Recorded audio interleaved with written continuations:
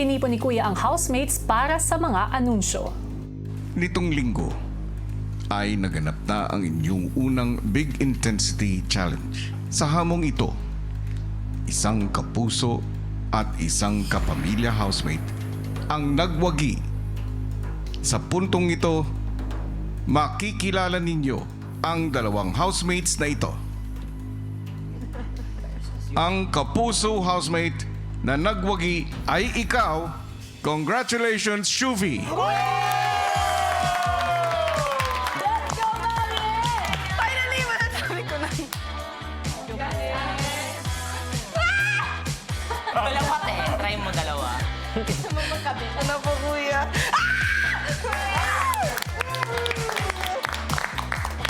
Ngayon naman ang kapamilya housemate na nagwagi sa inyong unang Big Intensity Challenge ay ikaw, Ralph. Congratulations!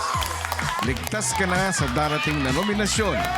May karapatan ka ng magkaroon ng final duo sa takdang panahon.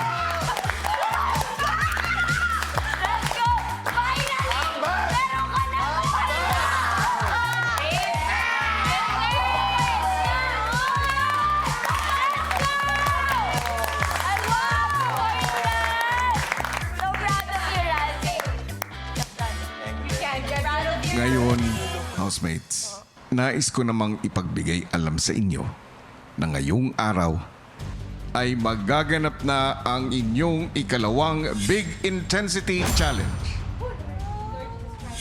Dito, isang kapamilya housemate at isang kapuso housemate ang magwawagi at maliligtas sa nominasyon at magkakaroon ng karapatang makapili ng kanyang final duo gaya ni na Shuvi at Ralph. Samantala, may mabigat na palit para sa lahat ng hindi magtatagumpay sa ikalawang Big Intensity Challenge.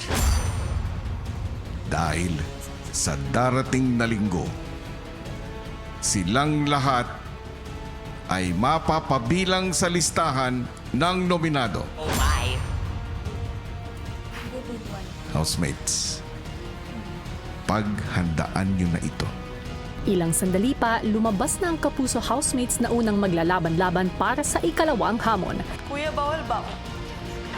Housemates, magsisimula na ang inyong ikalawang Big Intensity Challenge. Para sa hamon na ito, bawat isang housemate ay may board na may tig 10 lobo at kinakailangan nilang madagdagan ito ng pinakamaraming lobo sa abot ng kanilang makakaya. At para magawa ito, magpapagulong sila ng bola papunta sa mga landing points na may corresponding number. At kung saang numero bumagsak ang bola, ang siya ring bilang ng lobong madadagdag sa kanilang board. Nagbunatan na ang housemates para sa pagkakasunod-sunod nila ng pagpapagulong ng bola at may tig 3 tsansa sila para tumira at makaipon ng bilang ng lobo na madadagdag sa kanila. At isa-isa nang nagpagulong ng bola ang kapuso housemates.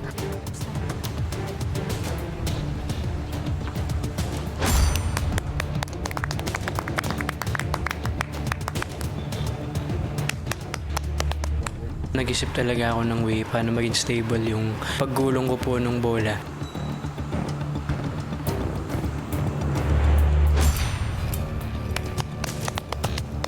Let's go, Dos.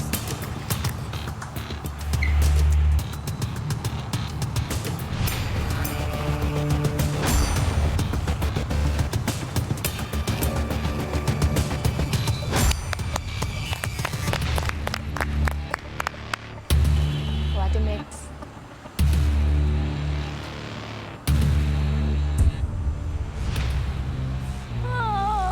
Sige, girl. Pag nakashoot ka, madadagdagan yung bola mo. Hindi ako makashoot. Take over me, Lord. Take over me, Lord God.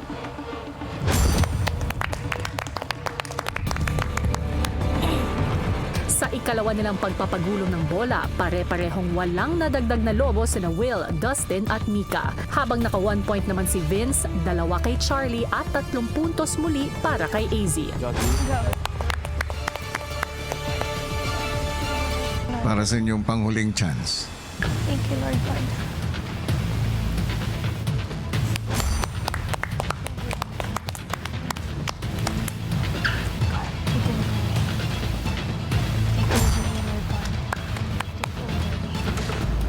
Cover me with your most holy blood. I feel your presence right now, Lord God. Take over me. This is all for you.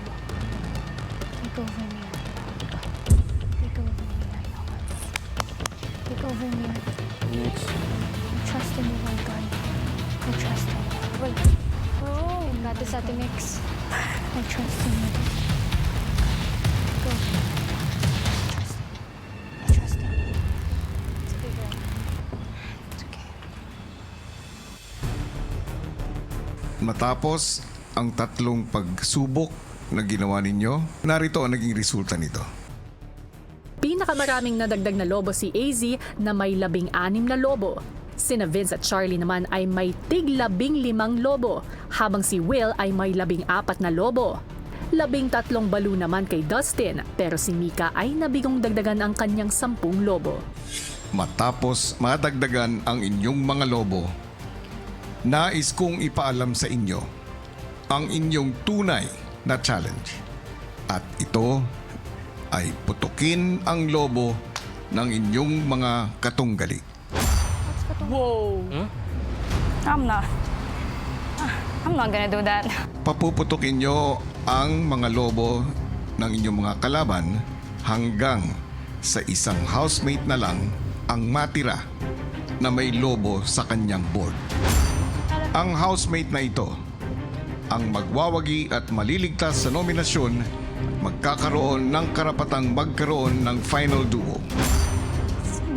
Habang ang lahat ng mauubusan ng lobo ay magiging nominado.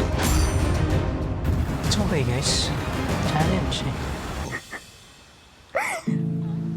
Mix. Mix. Mix.